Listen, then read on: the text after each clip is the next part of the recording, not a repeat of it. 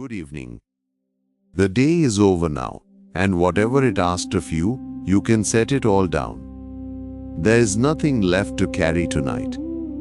The lamps can dim, the screen can go dark, and the long list of things you meant to do can wait quietly until morning.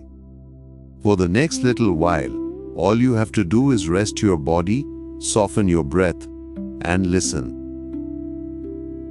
Let your shoulders drop away from your ears. Let your jaw loosen. Feel the weight of your head sinking into the pillow, heavier than you expected, as though the day itself were finally being lifted off you. Breathe in slowly through your nose and let it sigh out long and soft. And again. With each breath out, let a little more of the day melt away, until there is only this warm, dark, peaceful room, and you resting in it, safe. Last night we crossed a flooded river under the cover of a great kind serpent's hood, and carried a newborn light to safety in a sleeping village. Tonight, let us stay in that very village. Let me tell you what became of that child as he grew, and how in the simplest of homes, the whole world learned that the divine is held by nothing but love. So picture the village of Gokul, green and gentle, nestled beside the slow waters of the Yamuna. Picture the morning sun warming the mud walls of the little houses, the cows lowing softly in their pens, the smell of fresh earth and cow's milk and butter being churned. And running through all of it, laughing, is a little boy with skin, the soft dark blue of a rain cloud, with mischief dancing in his eyes, a single peacock feather tucked into his curls. This is Krishna, grown now into a small child, the most beloved, most maddening, most irresistible little one in all of Gokul. And oh, how he loves butter. Picture it. In every house in the village, the gopis, the cowherd women, churn fresh butter and curd each morning, sweet and pale and cool, and they hang it in clay pots high from the wooden rafters, far out of reach, hoping to keep it safe from one particular pair of small quick hands. But nothing in Gokul is safe from Krishna and his little band of friends. Imagine the scene. The grown-ups have gone out to the fields, and the houses are quiet and dim and cool. In creeps Krishna, with his friends close behind, all of them barefoot and giggling, trying so hard to be silent and failing completely. They look up at the butter pots hanging high above them, swaying gently in the rafters, and they begin to plan. One boy bends down. Another climbs onto his shoulders. A third climbs onto him, the little tower wobbling and swaying, small hands gripping, soft laughter bubbling up that they cannot quite swallow. And at the very top, reaching, stretching, his tongue between his teeth in concentration, is Krishna. His fingers find the rim of the pot. He scoops out a handful of the cool, fresh butter and pops it into his mouth, and his whole face lights up with delight. He passes handfuls down to his friends below, and they smear it on their faces and laugh.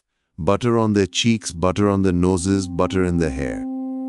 And then, because his heart is so wide and so generous, Krishna even shares it with the monkeys who have crept in at the window, dropping soft white handfuls into their waiting paws. The whole little gang of them, boys and monkeys alike, faces smeared white, sharing stolen butter in the cool dark of someone's kitchen, perfectly, gloriously happy. Let yourself smile at that, here in the dark. Let the sweetness of it loosen something in your chest. There is no harm in this story, no danger, nothing to fear. Only butter and laughter and the soft warmth of a child who is loved. And do you know, the gopis would sometimes hang their pots higher and tie them tighter and even keep watch, and still the butter would vanish. for it was never really about the butter at all. It was that Krishna wanted to be close to them, to slip into their homes and their hearts, to be thought of, to be part of their days. And in truth, they wanted it too. They would scold and chase and shake their heads, and then sit and laugh among themselves about what he had done, and find that he had stolen something far sweeter than butter. He had stolen their hearts entirely, and they were glad of it. Let the gentle silliness of all this carry you a little deeper towards sleep, the way a familiar bedtime story does, asking nothing of you, only soothing you. Now, of course, the gopis come home to find their butter pots empty and their kitchens dusted with little footprints. And one by one they make their way to the house of Yashoda, Krishna's mother, to complain. Picture them arriving at her door, hands on their hips, trying so hard to look stern. "Yashoda," they say, "do you know what your son has done today? He climbed to our rafters. He stole all our butter. He fed it to the monkeys. He led all the other children astray." But here is the tender thing, the thing that gives the whole scene away. Even as they complain, they cannot keep the smile from their lips. Their eyes are shining. Their hearts are completely, helplessly full of love for this naughty, beautiful child. They have not really come to complain at all. They have come because they cannot stay away from him, because speaking of him, even to scold him, fills them with joy.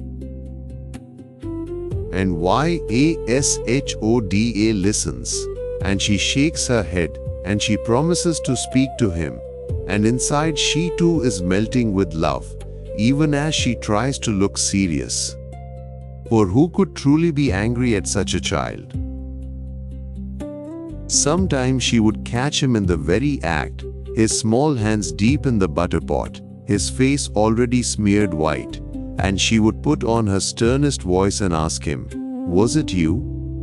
And little Krishna would look up at her with those wide, dark, innocent eyes, and shake his head and say, "No, not me. How could it be me? I am only a small boy. How could I reach so high?" And the butter on his cheeks and the butter on his fingers gave him away completely, and Yashoda would have to turn her face so he would not see her laughing. There was no staying angry. There never could be. The love was simply too large, and it filled the whole house and the whole village, the way warmth fills a room. Let that warmth fill your room now and your heart as you sink deeper into the soft dark. But there is one morning, the gentlest and most beautiful of all, that I want to carry you toward as you grow sleepy now. Let your breath slow, let your body sink a little deeper, and listen. One morning, Yashoda was churning butter herself, the wooden churn turning round and round, the rich cream slowly thickening. And little Krishna, hungry and wanting her attention, dawdled up and tugged at her, climbing into her lap, asking to be fed. She lifted him up and held him close and nursed him, gazing down at his small face with all the love in the world. But then she smelled the milk on the stove beginning to boil over, and she set him down for just a moment to tend to it. And Krishna, who did not want to be set down, who wanted only his mother, grew upset. In his small frustration, he found a pot of the fresh butter, and he broke it and began happily helping himself and feeding it, of course, to the monkeys. When Yashoda returned and saw the broken pot and the butter everywhere, and that guilty butter-smeared little face, she decided gently that this restless child needed to be kept in one place for a little while, just long enough for her to finish her work. So she took up a rope, meaning to tie him softly to the heavy wooden grinding mortar nearby, where he could sit and play and come to no mischief. And here is where the wonder begins. She wrapped the rope around his small belly and reached to tie it to the mortar, and found that the rope was just a little too short. 2 fingers. Width too short. No matter. She fetched another length of rope and added it to the first. And still, somehow, it was 2 fingers too short. She brought another and tied it on, and another, gathering up every rope and cord and sash in the whole house, knotting them all together into one great long rope. And still, every single time it fell short by exactly 2 fingers width. The rope that should have been far more than long enough simply would not reach. Picture her there, this gentle mother, flushed and breathless and bewildered, surrounded by a great tangle of rope, unable to understand how all of it together still would not tie around her tiny son. And picture Krishna, sitting there patiently, watching her the whole time. For of course no rope in the world can bind the divine. Not all the ropes ever made, knotted end to end, could hold the one who holds the whole universe. This was never a thing the ropes could do. And yet, Krishna looked up at his mother, at her tired, loving, determined face, at the love and the effort pouring out of her, all this trouble she was taking simply because she cared for him so completely. And his heart was moved. So he did the thing that no force in all creation could have made him do. He let himself be bound. Gently, willingly, out of love for her love, he allowed the rope to reach and YASHODA tied the soft knot, and there he sat, the boundless one, content to be held by his mother's hands. This is why he came to be called Damodara, which means the one bound at the belly by a rope. And the meaning of it is the softest, sweetest secret in the whole story. The divine cannot be captured by strength or cleverness or struggle or force.